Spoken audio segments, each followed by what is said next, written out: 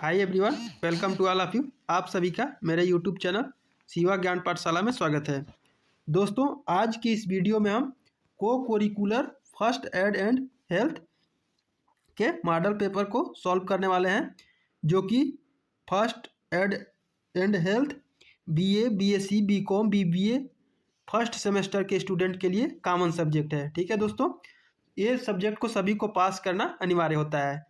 तो माँ विंध्यवासिनी यूनिवर्सिटी मिर्ज़ापुर और उससे एफिलेटेड जितने भी कॉलेज के BA, BSc, BCom, BBA first semester के छात्र हैं, उनका एग्ज़ाम 13 फरवरी दोस्तों 13 फरवरी, ठीक है, यहाँ पे जनवरी लिखा गया है, यहाँ पे 13 फरवरी होना चाहिए। ठीक है, 13 फरवरी को आपका एग्ज़ाम होना है दोस्तों। ठीक है, इसको ध्यान में रखते हुए आज के इस सेशन में हम को करिकुलर जिनका topic first aid and health है, उनका पार्ट 1 का ये मॉडल पेपर लेकर के आया हूँ दोस्तों। इससे पहले हम इसका 2 वीडियो करा चुका हूँ। ठीक है, यदि आपने अभी तक उसे नहीं देखा है तो वीडियो को प्लेलिस्ट में जाएंगे और को curricular first aid and health MCQ series 2026 के नाम से वहाँ पे प्लेलिस्ट बना हुआ है, तो आप उसे देख लेंगे। और इस बार का जो को करिकुलर का एग्ज़ाम होना है वो 2 तरह का होना है। ठीक है, जो student food nutrition and hygiene paper भरे होंगे तो उनका paper food nutrition and hygiene आएगा, और जो भरे होंगे फर्स्ट एड एंड हेल्थ तो उनका ए वाला आएगा। ठीक है, तो आप लोग अपना एडमिट कार्ड में देख लेंगे, उसके अकॉर्डिंग आप लोग क्लास देखेंगे। ठीक है, दोनों का जो वीडियो है सेपरेट कराया जा रहा है, फूड न्यूट्रिशन एंड हाइजीन का अलग और इसका अलग। ठीक है, तो इसमें कंफ्यूज नहीं होना है कि किसको हमको देखना है, तो आप लोग टॉपिक के अकॉर्डिंग देखेंगे। ठीक है, तो चलिए बिना देर किए क्वेश्चन को स्टार्ट करते हैं। तो दोस्तों, ये देख सकते हैं आप लोग। ठीक है, फर्स्ट एड एंड हेल्थ का ये मॉडल पेपर है। ठीक है, तो चलिए इसको सॉल्व करते हैं। और दोस्तों, आपको कहीं भी भागने की ज़रूरत नहीं है, कोई हुआ नहीं बनाएगा, जितना भी यहाँ क्वेश्चन कराया जाएगा उतना आप देख करके जाएंगे तो आपके लिए सफिशियंट होगा। ठीक है, पहला क्वेश्चन कह रहा है नारी प्रजनन तंत्र का अंग नहीं है, अंडाशय, वृषण, गर्भाशय, फैलोपियन ट्यूब।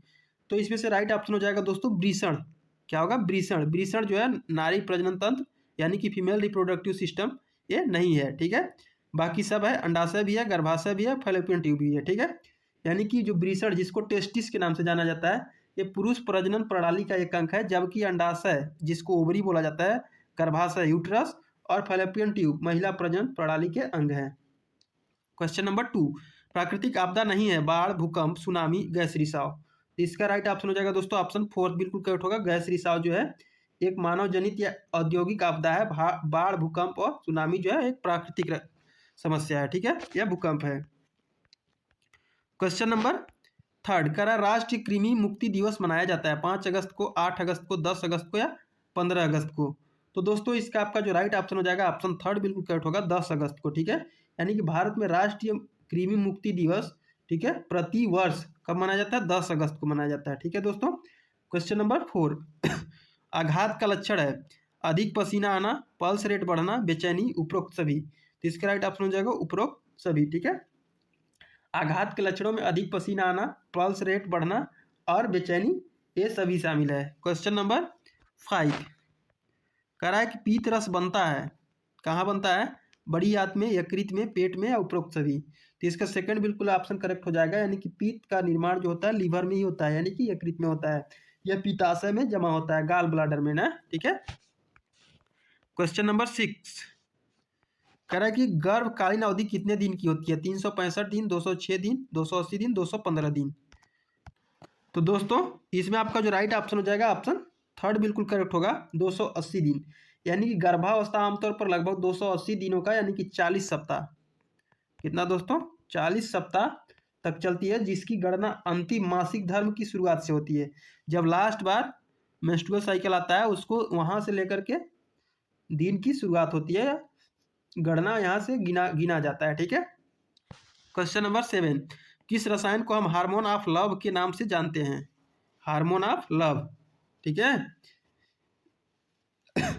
तो इसमें से आपका जो राइट ऑप्शन हो जाएगा दोस्तों, ऑप्शन दिया है ऑक्सीटोसिन, पीटोसिन, टेस्टोस्टेरोन, एस्ट्रोजन। तो इसका राइट फर्स्ट बिल्कुल करेक्ट होगा, ऑक्सीटोसिन। ऑक्सीटोसिन को ही अक्सर प्रेम हार्मोन या आलिंगन हार्मोन कहा जाता है, क्योंकि यह सामाजिक बंधन, यौन प्रजनन और प्रसव के लिए महत्वपूर्ण भूमिका निभाता है। ठीक है, नेक्स्ट क्वेश्चन, क्वेश्चन नंबर 8 कह रहा है कि LGBT में L का अर्थ है लिटल, लाइक, लेस्बियन या ल्यूमेन। तो इसका राइट ऑप्शन हो जाएगा दोस्तों ऑप्शन थर्ड, लेस्बियन। ठीक है ठीक है, तो जो कि समलैंगिक महिलाओं को यह संदर्भित करता है। ठीक है, क्वेश्चन नंबर 9, कौन सी मानसिक अयोग्यता है? साइकोसिस, न्यूरोसिस, सिजोफ्रेनिया या एपिलेप्सी? तो दोस्तों इसमें से जो आपका राइट ऑप्शन हो जाएगा ऑप्शन थर्ड बिल्कुल करेक्ट होगा दोस्तों, सिजोफ्रेनिया। सिजोफ्रेनिया एक गंभीर मानसिक विकार है जो व्यक्ति के सोचने, महसूस करने और व्यवहार करने के जो तरीके हैं उसको प्रभावित करता है। अन्य विकल्प जैसे साइकोसिस, न्यूरोसिस, एपिलेप्सी या तो व्यापक श्रेणियां हैं या अन्य स्थितियां हैं, लेकिन सिप्रेजोनिया एक विशिष्ट मानसिक अयोग्यता है। क्वेश्चन नंबर 10, कह रहा है GAD का अर्थ है generalised anxiety disorder, genetic anxiety disorder, general anxiety disorder या गुड एंग्जाइटी डिसऑर्डर। इसका राइट ऑप्शन फर्स्ट बिल्कुल करेक्ट हो जाएगा, यानी कि GAD का जो पूर्ण रूप है जनरलाइज्ड एंग्जाइटी डिसऑर्डर। ठीक है, जिसका अर्थ होता है सामान्यीकृत चिंता विकार। क्वेश्चन नंबर 11,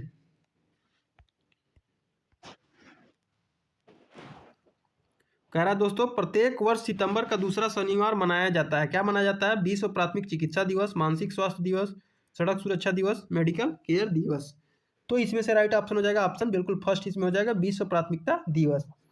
प्रत्येक वर्ष सितंबर के दूसरे शनिवार को विश्व प्राथमिकता दिवस के रूप में ही मनाया जाता है। क्वेश्चन नंबर 12, प्राथमिक उपचार किस स्थान पर किया जा सकता है? घर पर, सड़क पर, सार्वजनिक स्थान पर, ये सभी। तो इसमें राइट ऑप्शन हो जाएगा ऑप्शन फोर्थ। ठीक है, यानी कि प्राथमिक उपचार दोस्तों कोई जगह देख के थोड़ी होता है, जहाँ पे किसी प्रकार का कोई समस्या हुआ वहीं प्राथमिक उपचार उसका शुरू कर दो डॉक्टर के पहुंचने से। ठीक है, यानी कि प्राथमिक चिकित्सा के दायरे में निदान यानी कि स्थिति का, इसमें जो राइट ऑप्शन हो जाएगा फोर्थ, यानी कि प्राथमिक उपचार घर पर, सड़क पर या किसी भी सार्वजनिक स्थान पर किया जा सकता है, क्योंकि यह तत्काल सहायता होती है जो किसी भी स्थान पर उपलब्ध साधनों से प्रदान की जाती है।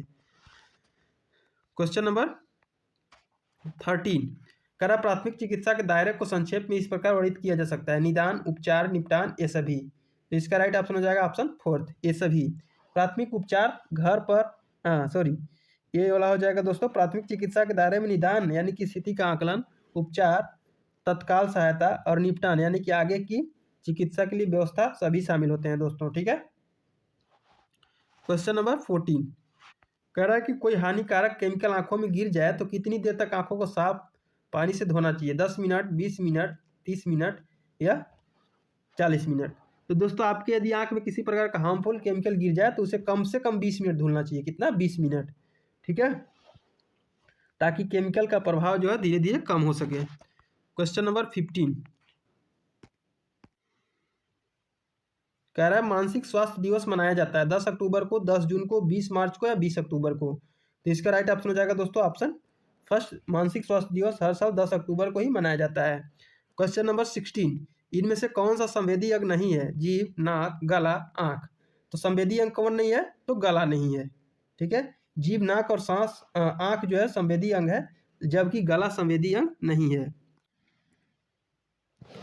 क्वेश्चन नंबर 17, कह रहा दोस्तों यौन शिक्षा किसके द्वारा दी जा सकती है? माता पिता के द्वारा, भाई बहन के द्वारा, अध्यापक के द्वारा, उपयुक्त सभी के द्वारा। तो इसमें से राइट ऑप्शन हो जाएगा दोस्तों आपका ऑप्शन फोर्थ, यानी कि उपयुक्त सभी। यानी कि यौन शिक्षा जो है उसमें शर्माना और लजाने वाली बात नहीं होनी चाहिए, इसमें कोई भी शिक्षा दे सकता है आपको। ठीक है, ऐसा नहीं कि शर्मा रहे हैं। ठीक है, यौन शिक्षा माता पिता, भाई बहन और अध्यापक सभी के द्वारा दी जा सकती है। क्वेश्चन नंबर 18, प्राथमिक चिकित्सा है आपातकालीन चिकित्सा उपचार, गहन चिकित्सा उपचार, एक तत्कालिक जीवन रक्षक उपचार या उपचार का आकलन करने का नियम। तो दोस्तों इसमें से आपका जो राइट ऑप्शन हो जाएगा ऑप्शन थर्ड बिल्कुल करेक्ट होगा, एक तत्कालिक जीवन रक्षक उपचार, जो किसी व्यक्ति को चोट या बीमारी होने पर पेशेवर चिकित्सा सहायता उपलब्ध होने से पहले दिया जाता है। ठीक है, क्वेश्चन नंबर 19, कह रहा है दोस्तों प्राथमिक चिकित्सक के प्रमुख गुण हैं बुद्धिमानी, सेवा भाव, दक्षता, उपयुक्त सभी। तो इसका राइट ऑप्शन हो जाएगा ऑप्शन फोर्थ, उपयुक्त सभी। प्राथमिक चिकित्सक के प्रमुख गुणों में बुद्धिमानी, सेवा भाव और दक्षता सभी शामिल हैं, क्योंकि आपातकालीन स्थिति में सही निर्णय लेना, सेवा की भावना रखना और आवश्यक कौशल होना बहुत ही महत्वपूर्ण होता है। क्वेश्चन नंबर 20, प्रथम प्राथमिक स्वास्थ्य केंद्र की शुरुआत कब हुई? 1952 में, 1950 में, 1960 में, 1962 में? इसका जो राइट ऑप्शन हो जाएगा दोस्तों ऑप्शन फर्स्ट, यानी कि भारत में, यानी कि इंडिया में सबसे पहले प्राथमिक स्वास्थ्य केंद्र यानी कि पीएचसी, प्राइमरी हेल्थ केयर की शुरुआत 1992 में हुई थी, जो देश में प्राथमिक स्वास्थ्य सेवा प्रणाली की नींव थी। नेक्स्ट क्वेश्चन, क्वेश्चन नंबर 21, कह रहा है कि प्राथमिक स्वास्थ्य केंद्र की अवधारणा को प्रस्तुत किया कौन किया? योजना आयोग ने, केंद्रीय स्वास्थ्य परिषद ने, भोर कमेटी ने, या मुदालियर कमेटी ने?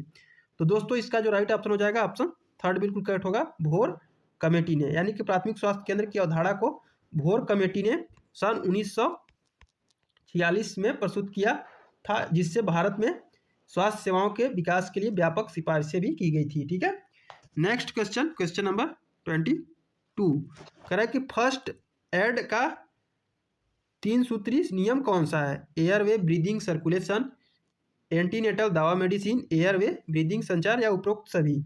इसका राइट ऑप्शन बिल्कुल फर्स्ट हो जाएगा, airway, breathing, circulation.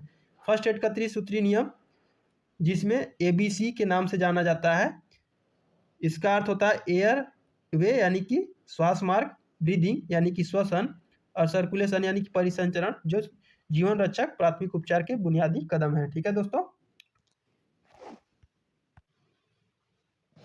Question number 23, कह रहा दोस्तों आधुनिक प्राथमिक चिकित्सा के संस्थापक हैं फ्रेडरिक स्मार्च, हिपोक्रेट्स, सैमुअल हेनीमैन? तो इसका राइट ऑप्शन हो जाएगा ऑप्शन फर्स्ट, फ्रेडरिक स्मार्च। ठीक है, फ्रेडरिक स्मार्च को आधुनिक प्राथमिक चिकित्सा का संस्थापक माना जाता है, जिन्होंने इस क्षेत्र में महत्वपूर्ण योगदान दिया है। क्वेश्चन नंबर 24, प्राथमिक चिकित्सा का प्रथम कार्य है परिवार को सूचना देना, खतरे को पहचानना, CPR करना, या रोगी को आराम देना? प्राथमिक चिकित्सा का जो सबसे पहला काम है खतरे को पहचानना। बिना खतरे को पहचाने आप कैसे ट्रीटमेंट पहला कर दोगे? ठीक है, प्राथमिक उपचार कैसे कर दोगे? तो प्राथमिक उपचार प्रदान करने वाले व्यक्ति का पहला और सबसे महत्वपूर्ण कार्य स्थिति में मौजूद खतरों को पहचानना कि क्या हुआ है, कैसे हुआ है, यह सुनिश्चित करना कि पीड़ित और सहायता करने वाले दोनों सुरक्षित हैं भी या नहीं। दोस्तों यदि आपको वीडियो 1%, जिसको कहते हैं 1% भी हेल्पफुल लगे तो वीडियो को लाइक जरूर करिएगा दोस्तों, क्योंकि वीडियो सब लोग देखते हैं लेकिन लाइक बहुत कम लोग करते हैं। दोस्तों वीडियो को बनाने में इतना मेहनत किया जाता है जो आप लोग सोच भी नहीं सकते। तो वीडियो आप लोग लाइक, सब्सक्राइब, कमेंट, शेयर तो कर सकते हो यार, इतना तो कर ही सकते हो यदि आपके लिए इतना मेहनत किया जा रहा है तो लाइक, सब्सक्राइब, कमेंट, शेयर जरूर किया करिए। ठीक है, ताकि हम मोटिवेट हो और आपके हर सेमेस्टर में इसी प्रकार से हेल्पफुल वीडियो लेकर के आते रहें। और बेल आइकन को प्रेस कर लीजिएगा सब्सक्राइब करके, ताकि हर सेमेस्टर में आपको चैनल खोजना ना पड़े, ऑटोमेटिक आपके मोबाइल पर नोटिफिकेशन जाता रहे। ठीक है, तो लाइक जरूर करिएगा। ठीक है, तभी आपका अगला पार्ट आएगा जल्द से जल्द। ठीक है, क्योंकि यहाँ पे दिखता है, जितने लोग देखते हैं वो दिखता है, लेकिन लाइक बहुत कम लोग करते हैं। ठीक है, लाइक कर दिया करो। ठीक है, लाइक का बटन दबाने से पैसा नहीं कटेगा आपका। ठीक है, क्वेश्चन नंबर 25 कह रहा है प्राथमिक चिकित्सा का दायित्व पूर्ण हो जाता है जब घर के लोग आ जाते हैं, व्यक्ति होश में आ जाता है, कुशल चिकित्सक मामला संभाल लेता है, या पुलिस आ जाती है? तो इसका राइट ऑप्शन हो जाएगा दोस्तों ऑप्शन थर्ड, कुशल चिकित्सक जब मामला संभाल लेता है तो प्राथमिक चिकित्सक का दायित्व जो है पूरा वहां पे माना जाता है। ठीक है, क्वेश्चन नंबर 26, प्राथमिक चिकित्सा का उद्देश्य है अस्थायी चिकित्सा, जीवन रक्षा करना, तुरंत सहायता, या उपरोक्त सभी? इसका उपरोक्त सभी हो जाएगा। ठीक है, next question, question number 27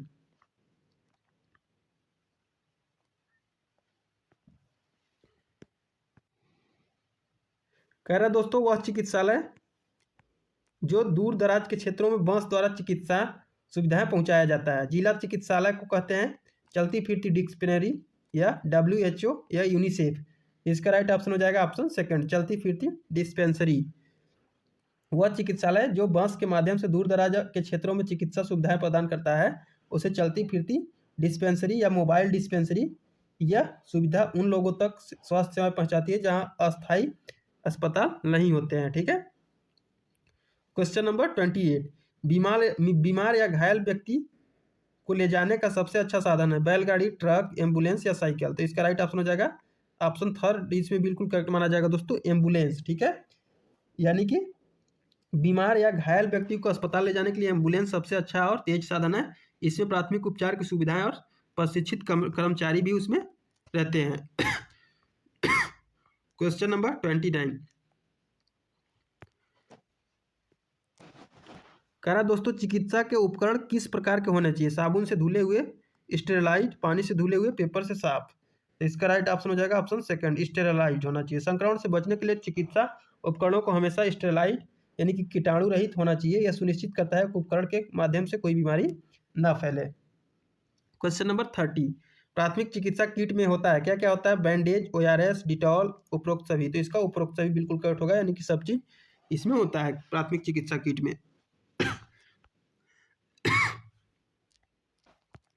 question number 31, CPR का अर्थ है कार्डियो पल्मोनरी रिसिसिटेशन या cardio pulmonary rescue, cardio pulmonary revival, cardio pulmonary removal.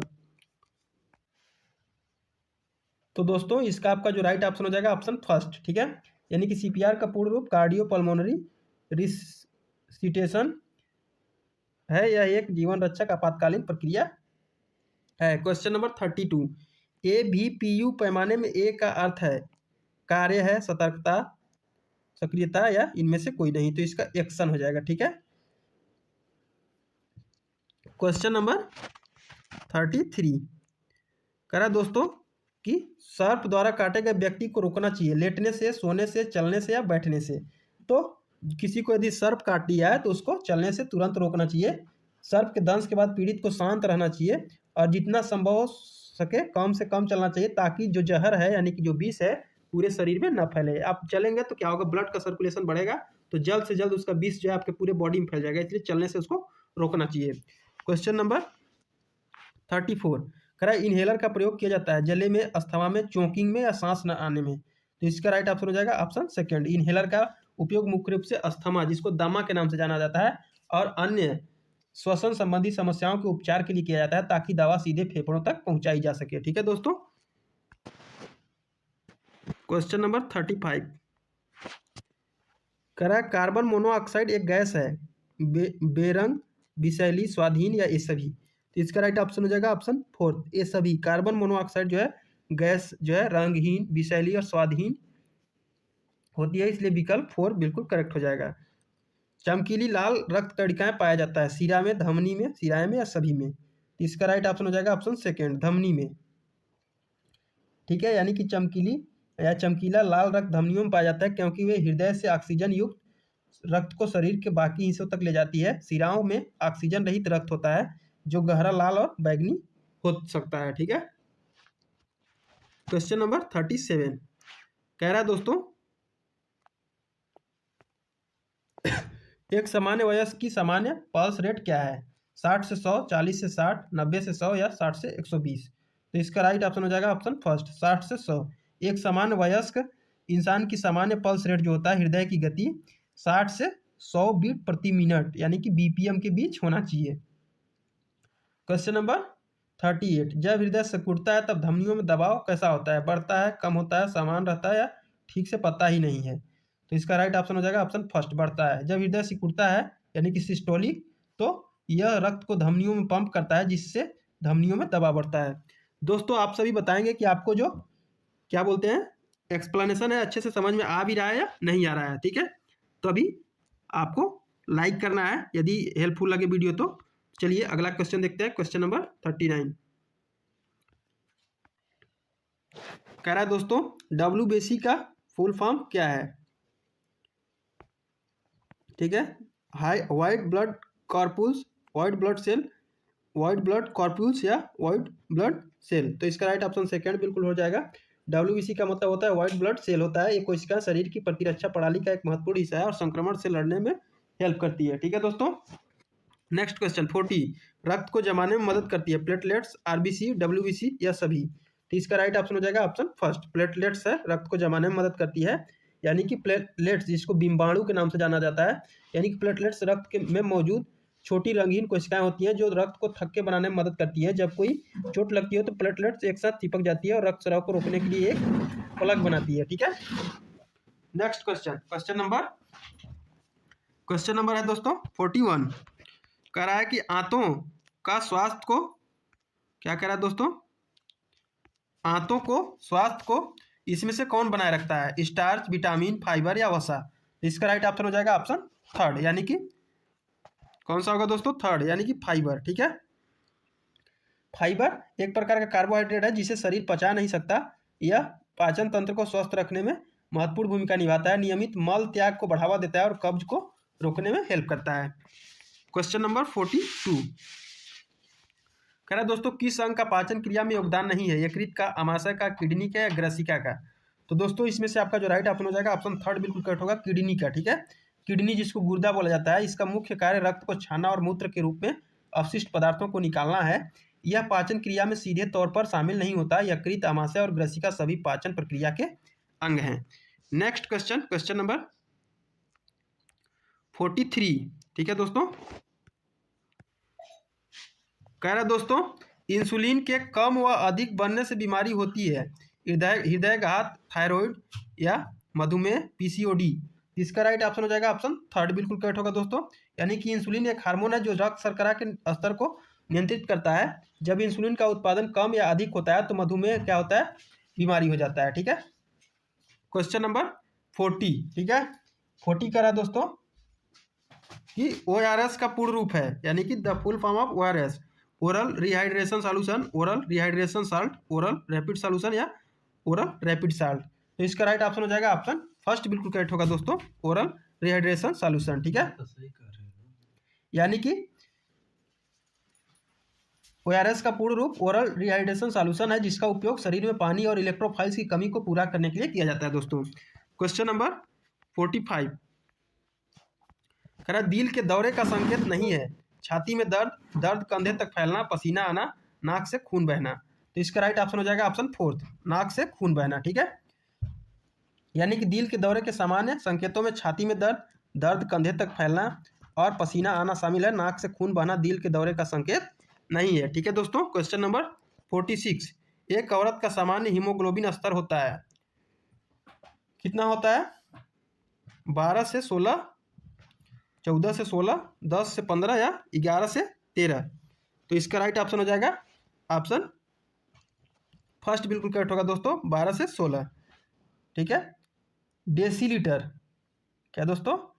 ग्राम डेसीलीटर। जी और डीएल जो दिया है तो ग्राम डेसीलीटर, यानी कि एक वयस्क महिला में सामान्य हीमोग्लोबिन स्तर 12 से 16 ग्राम प्रति डेसीलीटर के बीच में होता है। नेक्स्ट क्वेश्चन, क्वेश्चन नंबर 47 कह रहा है दोस्तों, एक मानव खोपड़ी में कितनी हड्डियां हैं? 30 हैं, 28 हैं, 20 हैं या 15 हैं? तो इसका राइट ऑप्शन हो जाएगा दोस्तों option second 28।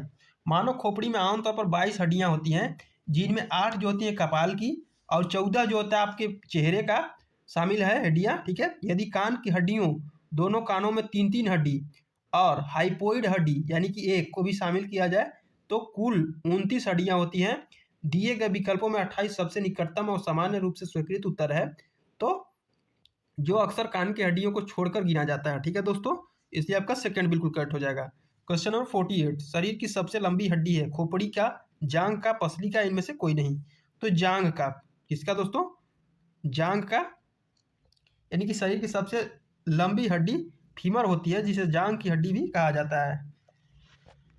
Next question, question number 49 मच्छरों के काटने से कौन से रोग होते हैं? डेंगू, चिकनगुनिया, मलेरिया, उपरोक्त सभी? तो इसमें से आपका जो राइट ऑप्शन हो जाएगा दोस्तों ऑप्शन फोर्थ बिल्कुल करेक्ट होगा, उपरोक्त सभी। मच्छर काटने से डेंगू, चिकनगुनिया और मलेरिया तीनों रोग होते हैं, इसका फोर्थ ऑप्शन सही हो जाएगा। अंतिम क्वेश्चन इस मॉडल पेपर का, आई फ्लू के लक्षण हैं? आंखों का लाल, दर्द, सूजन, उपरोक्त सभी? कुछ दिन पहले दोस्तों आई फ्लू आया था, इधर भी आप लोगों को पता होगा, तो आई फ्लू आप लोग जानते होंगे। तो इसका मेन जो लक्षण है उपरोक्त सभी है। ठीक है, आंख का लाल हो जाना, दर्द होना, सूजन होना सब है। ठीक है, तो दोस्तों ये रहा आपका मॉडल पेपर फर्स्ट, यानी कि co-curricular first aid health, जिनका टॉपिक होगा BA, BSc, BCom, BBA first semester वालों का, जिनका topic first aid and health होगा, उनके लिए 2 वीडियो इससे पहले इसका कराया गया है। और ये मॉडल पेपर जो है मॉडल पेपर फर्स्ट है, और यदि आप लोगों ने अच्छा रिस्पॉन्स दिया तो मॉडल पेपर 2 भी इसका करा दिया जाएगा। तो आप लोग कमेंट में बताएंगे कि मॉडल पेपर 2 चाहिए भी या नहीं चाहिए। यदि इंटरेस्टेड होंगे तभी दिया जाएगा, और यदि आपको वीडियो पसंद नहीं आ रही होगी, लाइक, कमेंट, शेयर, सब्सक्राइब नहीं करेंगे तो वीडियो आने वाला नहीं है। तो आप लोगों को चाहिए तो कमेंट सेक्शन में कमेंट जरूर करिएगा, और जितने लोग देखेंगे वीडियो को लाइक जरूर करिएगा दोस्तों, ठीक है, लाइक जरूर करिएगा। और यदि अभी तक आपने शिवा ज्ञान पाठशाला चैनल को सब्सक्राइब नहीं किया तो कृपया करके सब्सक्राइब कर लीजिएगा। और 1K का जो टारगेट था उसे कंप्लीट कर लिया गया दोस्तों, इसके लिए आप सभी को दिल से शुक्रिया, ठीक है, बहुत बहुत आप लोगों को धन्यवाद। और इसी जर्नी को आगे अब 5K के टारगेट को कंप्लीट करना है, आप लोग चाहेंगे तो जल्द से जल्द इसे भी कंप्लीट किया जा सकता है। तो दोस्तों चलिए आज के लिए इतना ही, अगले वीडियो में अगले टॉपिक के साथ मिलते हैं, तब तक के लिए थैंक यू।